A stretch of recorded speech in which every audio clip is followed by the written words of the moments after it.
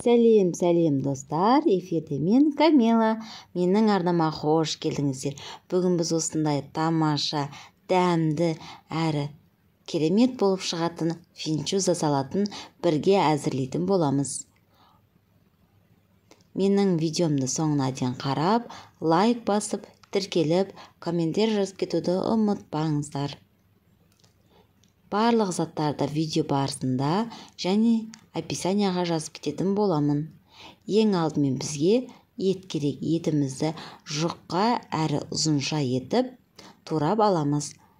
Ол біздің салатымыздың көрінісін әдемі, дәмді етіп көрсетеді. Міне осылай барлық етімізді турап аламыз. Және табамызға бір пиала майды құйып, қыздырып қоямыз. Менде осындай китайский финчуза. Бұны қайнаған суға салып пісіріп алатын боламыз. Қайнаған суда шамамен 5-10 минут тұру қажет.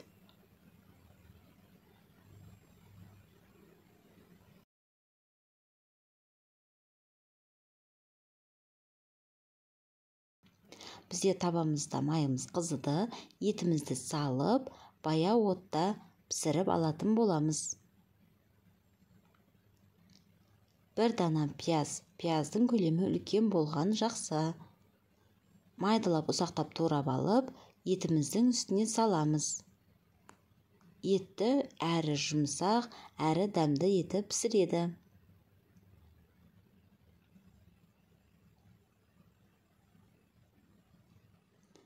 Етімізге азырақ тұз салып, пиязымызды бірге қуырған дұрыс. Тұз еттің дәмін кіргізеді. Азғана қуырып, бетін жауып, етіміз піскенше күтетін боламыз. Сол аралықта көкөністерімізді жұқалап турап, дайындап қоямыз.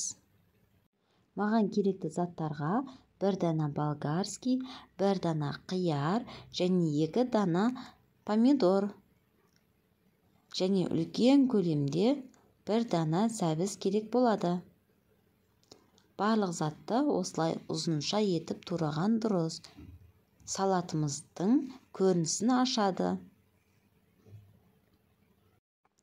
Менің арнамнан көптеген салаттың түрлері, тамақтың түрлерін және тәттілердің түрлерін көре аласыздар. Ол үшін менің арнама жазылып, колокольчик батырмасын басып қойыңыз. Сонда әрбір салған видеомдың бірінші болып көрініп тұрады. Және сіздердің пікірлеріңіз маған шабыт сыйлап, бұдан да жақсы рецепттер шығуына септігін тигізетін еді. Сондықтан пікірлеріңізді аямай жазып, достарыңызбен бөліссеңіздер, мен қуанып қалар едім.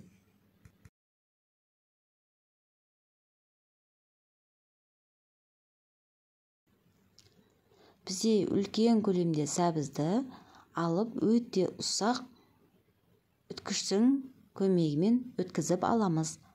Бұл сәбізімізді етіміздің үстіне салып, қаттылау отта 2-3 минут қуырып алатын боламыз. Қатты көп қуырып, демдеп қоюға болмайды, өйткені сәбіз пісіп кетуі мүмкін. Және қуырып жатқан кезде дәмдеуіш азғана тұз салып, бір рет қуырып жіберетін боламыз. Алдын ала дайындап қойған финчузамызды мұздай суға жуып алып, осындай үлкен табамызға салып, барлық тура болған көкөністерді салатын боламыз.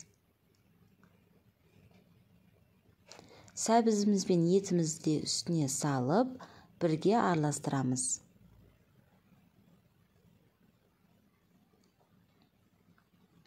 Финчузаны бөліп жібермесең өте ұзын болады. Сондықтан қолымызбен араластырып, ортасынан 2-3 мәрте бөліп жіберетін боламыз. Міне менің салатым дайын болды. Сәндік үшін укроп, чеснок және біраз дәмдеуіштер салып, дайындап қойдым. Міне біздің салатымыз дайын болды. өте тойымды әрі керемет болып шықты. Сіздер де жасап дастарханға ұсынсаңыздар өте тойымды салат. Видеоның соңына дейін көргендеріңізге рахмет. Сау болыңыздар.